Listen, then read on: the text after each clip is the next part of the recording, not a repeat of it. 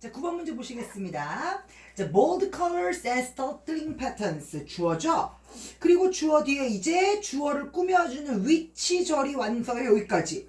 근데 and 뒤에 동사가 나와. 이거 뭐야 이거. and 뒤에 동사가 있다라는 건 여러분 and 앞에도 동사가 있다는 걸 의미하죠. 근데 지금 동사가 없어요. 그러면 안 되죠. 여기서부터 여기까지가 주어 동사의 하나의 절이어야 돼. 왜? and 뒤에 동사가 나오니까. 근데 여기에 지금 동사가 없거든. 어떻게 하면 돼요? 그렇죠? 아주 쉬운 문제네요. 위치를 뭐야? 삭제해서 A번을 하면 아가 뭐가 돼서? 동사가 돼서 주어, 동사, and 동사의 명백한 구조를 만들 수 있죠. 제가 아까도 말씀드렸다시피 7번, 8번, 9번은 동일하게 하나의 절 속에는 주어와 동사가 있어라. 또 만약에 하나의 절 속에 주어와 동사가 없다면 하나를 써넣어라. 있다면 두 개가 있다면 하나를 지워라 라는 반복적인 문제로 영어 편입 문법 문제에서 문의 구성, 구조와 관련된 아주 기본적인 부분을 점검했다라고 보시면 될 것 같습니다. 그래서 9번 문제는 and 뒤에 동사가 나온다는 건 and 앞에도 동사가 있어야 되는데 동사가 없기 때문에 위치를 삭제함으로써 동사를 만들어주겠다라는 내용이 되겠습니다. 자, 그렇다면 이제 9번에서 다른 거는 안 보고요. 우리 한번 B번만 살펴보도록 할게요. 많이들 공부하셨겠지만 be used 뒤에 동사 원형이 오느냐, be used 뒤에 명사 또는 동명사가 오느냐는 기출 빈도가 상당히 높습니다. be used to 다음에 동사 원형이 오는 것은 뜻이 주어는 사용되었다, 뭐뭐하기 위하여, 즉 주어는 뭐뭐하기 위하여 사용된다 라고 해서 주로 주어가 사물에 해당하는 애가 오고요. be used to 명사는 명사에 익숙하다 또는 ing 하는 것에 익숙하다로서 주어가 주로 사람이나 생물체가 오게 되겠죠. 그래서 지금 내용 보면 선명한 색깔이나 특이한 모양들은 사용된다. 뭐 하기 위해서? 로비를 장식하기 위하여 해서 뭐뭐 하기 위하여 라고 해서 명백하게 맞는 표현이다 라는 것까지 한번 봐주시면 좋겠고요. 이렇게 9번의 D번처럼 노에러라는 게 주어지는 이제 유형이 중앙대학교 유형이고요. 중앙대학교 문제는 이렇게 노에러라고 해서 위에 틀린 게 없다를 이제 말해주는 그런 문제 유형도 있다라는 것도 한번 보여드리려고 9번과 같은 문제를 출제했습니다. 자, 그럼 이제 마지막 10번 문제 보겠습니다. 자, 10번 문제 보겠습니다. 10번 문제는요, 정비분 문제로서 정문, 다음 중 옳은 것을 골라라 라는 문제죠. 틀린 거를 제거해서 옳은 거를 선택해내면 되겠고요. 실제 기출문제 문제 풀이할 때 말씀드리겠지만 이런 정비문 문제들은 보통 보기 5개 중에 3개 정도는 여러분이 아는 게 뜨고 2개 정도가 헷갈리는 게 뜰 확률이 높아요. 그럴 때는 정확히 아는 거를 제거하고 여러분이 정확히 모르는 한 번도 들어본 적이 없어 이게 뭐에 대한 문제지? 그런 건 보통 답이 아니다 라고 생각해 주시고 여러분 스스로에 대한 확신을 좀 갖고 문제를 푸셔야 되고요. 이런 정비문 문제는 광운대학교라든지 국민대학교 이런 데서 기출되고 있는 유형이다 라고 보시면 되겠습니다. 자, A번부터 살펴볼 건데요. A번부터 2번까지는 전부 다 다른 거에 대한 내용입니다. 어떤 학교 같은 경우는 정비문 5개 문제를 출제할 때 A번부터 2번까지 보기가 다 한 파트를 집중적으로 물어보는 문제가 있고요. 어떤 학교는 이렇게 지금 A번부터 2번처럼 다양한 파트에서 기본적인 지식을 골라서 물어보는 문제들이 있겠고요. 10번 문제 같은 경우는 다양한 파트의 문제들을 골라서 출제했고요. A번부터 2번까지가 각 파트에서 좀 중요한 부분이 담아져 있어서 제가 지금 여러분에게 기본 테스트지만 소개해 드리려고 합니다. 자, 안 배운 내용들도 저희 반 학생 같은 경우는 많을 수 있는데 이런 내용이 있구나 라고 그냥 한번 들어보세요. 자, 10번의 A번입니다. 10번의 A번은 neither A nor B라는 등위 상관 접속사에 대한 문제고요. neither A nor B와 같은 등위 상관 접속사는 일단 A 자리와 B 자리에 항상 같은 요소가 오는지를 살펴보셔야 돼요. 즉 여기가 명사면 여기도 명사, 여기가 동사면 여기도 동사, 이렇게 A와 B에 같은 애가 왔는지 일단 살펴보셔야 돼요. 그랬더니 지금 neither 다음에 Peter라는 명사, nor 다음에 Scarlett이라는 명사 너무 좋아요. 그러면 neither 다음에도 명사, nor 다음에도 명사가 오면 얘네 전체 품사가 뭐가 돼요? 명사가 됩니다. 그런데 그 명사가 문장 제일 대가리에 쓰였으니까 얘는 뭐죠? 주어예요. 그렇다면 neither A nor B가 주어 자리에 왔다면 수일치가 이제 시험 문제 나올 수 있죠. 왜? 주어가 나오면 그 다음에 누가 와야 돼? 동사가 와야 되니까 이 동사의 수일치는 어디에 맞출 것이냐가 이제 포인트가 되는데요. 영어에서 neither A nor B는요. 요 B 자리에 수일치를 합니다. 그래서 스칼렛이라는 애가 주어의 수일치를 해야 되기 때문에 were가 아니라 was로 바꿔라 라는 문제입니다. 다시 한번요. neither A nor B 같은 애를 우린 등위 상관 접속사라 하고 이때는 A와 B가 항상 같은 요소가 와야 돼요. 병치가 돼야 되고요. 그리고 neither A nor B가 만약에 주어 자리에 왔다면 항상 수일치는 누구에게 맞춘다? B에게 맞춘다 라고 안 배운 내용이라도 이런 게 있구나 라고 한번 봐주셨으면 좋겠고요. 자, B번입니다. My advice 나의 충고는 뭐다? 대절이다 라는 구조인데요. 요거는 여러분 어떤 거냐면 조동사 파트에서 우리가 중요하게 배우게 되는데요. 영어에 주장, 제안, 명령, 요구, 충고와 같은 동사가 대절을 취하면 대절에는 주어 플러스 should 플러스 동사 원형을 써라 라는 게 있고요.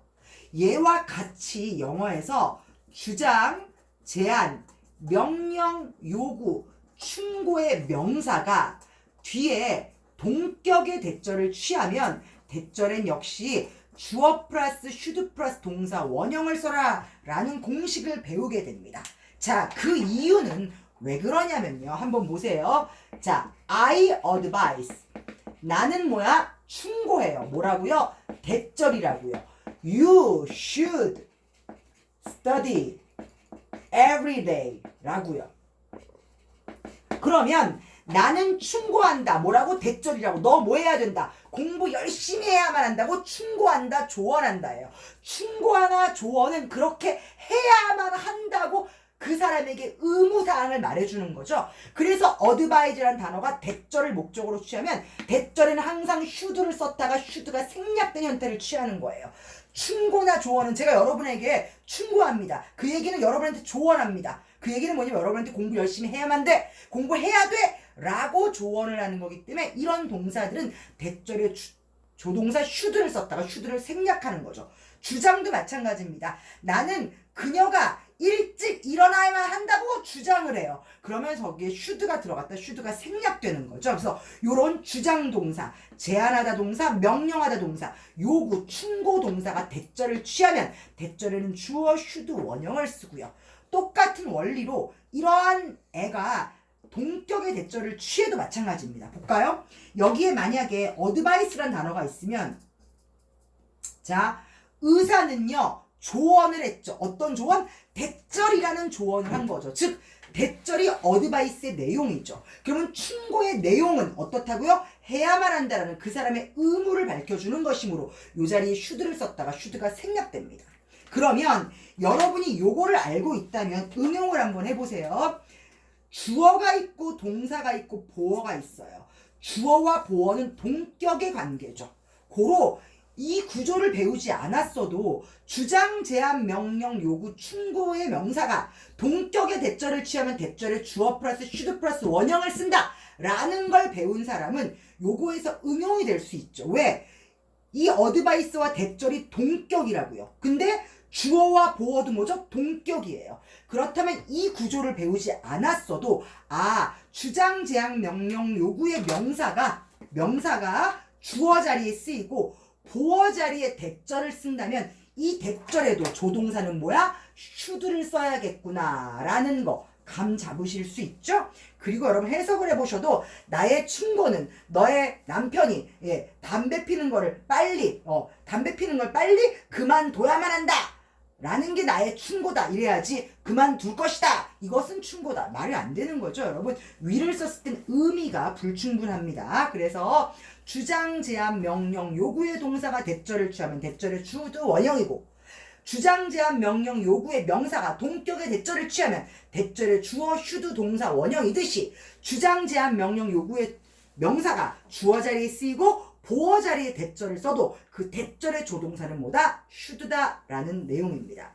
자, 저희 반 학생들은 아직까지 진도가 동사편밖에 안 나간 상태이기 때문에 이 내용이 어려우실 수 있습니다. 자, 그러나 곧 나옵니다. 그리고 여러분 문제를 그냥 보여드리는 거야. 아, 이런 것도 있어 라는 거예요. 그러니까 너무 나 저거 모르는데 선생님 저 어떻게 해요? 불안해하지 마세요. 문법은 3월부터 시작해서 시험 보는 그날까지 매일매일 연습하면서 반복하면서 가는 겁니다. 불안해하지 마세요. 예, 10번. 10번은요. 수잔이 벌 받았어 선생님한테 하고 주어 동사 앞에 전치사 플러스 동명사의 구조가 왔거든요. 그런데 여러분 이 동명사라는 것도요 몸속에 동사의 피가 흐르기 때문에 항상 시제와 태를 지켜주셔야 돼요. 그런데 태를 지키려면 앞에 주어를 알아야 되는데 이 동명사 앞에 주어가 따로 안 써 있죠. 그렇다는 얘기는 이 문장의 주어인 수잔과 일치한다는 얘기야. 그러면 수잔을 앞으로 가져와 볼까? 수잔은 지금 문형상 칭찬받는 거야?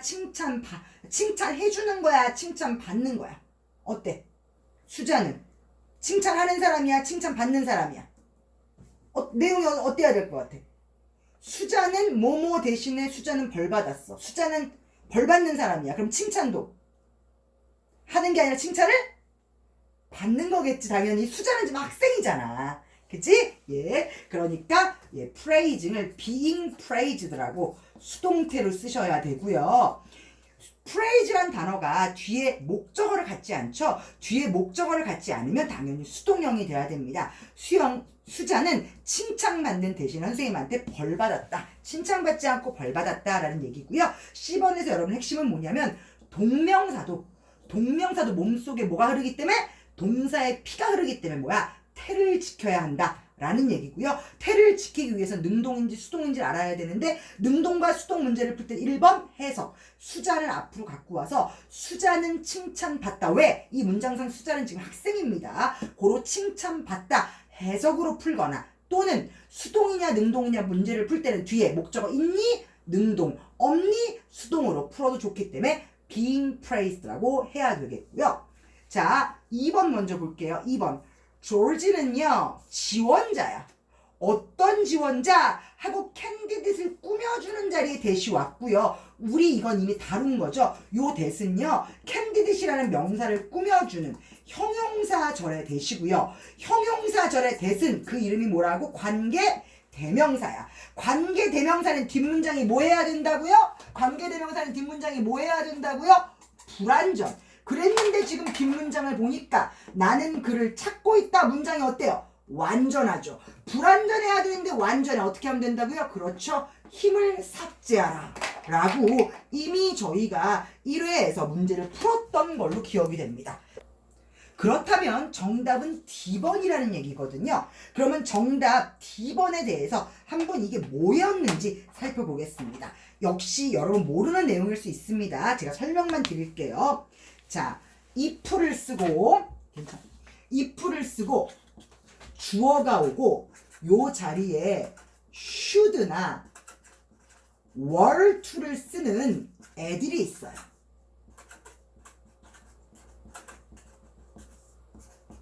예, 요런 애들을 보고 우리는 가정법 미래라는 용어를 써요. 물론 저는 이 수업 시간에 가정법 미래라는 용어 자체를 가르치지 않습니다. 왜? 가정법 미래를 저는 좋아하지 않거든요. 제가 이제 이론 설명하면서 왜 가정법 미래라는 건 있을 수 없는 표현인지를 설명드리겠지만 여러분은 그냥 그거 다 잊어버리고 영어에서 if절에 should나 were를 쓰는 하나의 관용적인 표현으로 기억하세요. 자, 뭐라고요? if절에 should나 were to를 쓰는 가정법. 그래서 이거를 should 가정법, were to 가정법이라고 하는데 요 should 가정법은요. 어떨 때 쓰는 거냐면 10% 정도의 가능성이 있을 때 쓰는 거예요. 즉 선생님 제가요 원서를 썼는데요. 원서 10군데 다 붙으면 어디 가죠? 혹시라도 다 붙으면 어떡하죠? 그래요. 가능성 아예 없진 않잖아요. 그쵸? 10개 원서 쓰 10개 다 붙을 수 있어요. 선생님 저 혹시라도 10개 다 붙으면 어디 갈까요? 이거요. 이게 슈드 가정법이고요. 월투 가정법은 절대로 일어나지 않는 어떤 거죠? 해가 서쪽에서 뜬다면 이런 식으로 자연의 법칙에 반대되게 얘기하는 게 월투 가정법입니다. 그래서 이거를 가정법 미래니 이런 개빡다리 같은 소리 잊어버리시고요. 그냥 슈드 가정법은 뭐라고? 10%의 가능성이 있을 때 쓰는 가정법. 월투 가정법은 자연의 법칙에 도전하는 가정법. 이렇게 기억을 좀 해주시면 좋겠어요. 이런 가정법은 if절에 주어를 쓰고 should를 쓰고 동사 원형을 쓰고 주절에는 should 다음에 would나 will과 같은 조동사를 쓰거나 아니면 명령문을 쓰는 게 요런 if, should 가정법과 월투 가정법의 형태입니다. 다시 한번요. should 가정법과 월투 가정법은 요런 형태를 씁니다. 여기까지 이해 가셨어요? 근데 이때 우리는 if를 생략을 할 수가 있어요. 원래는 if, 주어, should, meet이어야 되는데 if를 생략해요. if를 생략하면 원래는 if, 주어, should, 원형이어야 되는데 if를 생략을 해요. 그러면 if를 생략했다라는 거에 대한 표시로서 주어와 should의 위치를 뒤집어. 그래서 should, 주어, 동사, 원형의 꼴을 나타낼 수 있죠. 요 모양을 딱 보는 순간 요거 요건데? 라고 떠올리면 돼요. 다시 should, 여러분 조동사가 문두에 나왔다라는 건 의문문이어야 돼요. 근데 의문문이 아닌데 조동사가 먼저 나와서 지랄을 해? 그러면 이거 원래 if가 있었는데 if가 생략된 구조구나 라고 생각하세요. 다시 원래는 if you should meet Johnny야. 그런데 if가 날아가면서 should랑 주어가 뒤집혀. 그래서 should you meet John. 혹시라도 말이야 네가 존을 만나면 만날 가능성이 존이 지금 영국에 가 있거든. 근데 네가 영국에 가는 거야. 영국에 갔다고 존을 만나겠어요? 그래도 또 모르죠. 또 우연히 만날 수도 있을지도. 혹시라도 만나면 말이야 걔한테 이메일 좀 보내라고 말해줄래? 이런 의미예요. 그래서 if절에 주어 다음에 should 플러스 동사 원형을 쓴 걸 가정법 미래 이런 거 기억하지 말고 그냥 뭐라고? should 가정법. 이런 should 가정법은 if를 모하면서 생략하면서 주어와 should가 뭐 할 수 있다? 뒤집힐 수가 있다. 선생님 근데요 저는요 이런 문장을 만나면 이게 이거였는지 도저히 안 떠올라요. 떠올라야지. 왜? 조동사가 문 뒤에 나오려면 이게 무슨 문이어야만 가능한 거지? 의문문이어야만 가능한 거야. 근데 의문문도 아닌데 물음표도 없는 의문문도 아닌데 조동사가 앞에 나와 설쳐? 그럼 머릿속에 떠올려. 이거 뭐야? if 생략이구나. 이렇게 이해하셨습니까? 예, 그래서 요 문제의 정답은 D번이 되겠고요. 지금 A, B, C 내용이 여러분이 다 안 배운 내용이라 어렵지만 우리 다시 한번 반복하면서 기억 한번 해보겠습니다. 자, A번 뭐라고요? Neither A nor B의 등위상관 접속사 구조가 주어 자리에 나왔을 때는 수일치를 누구에? B에게 시켜라. 예, neither A nor B의 수일치에 대한 문제였다. B번은요, 조동사편에서 배우게 된다.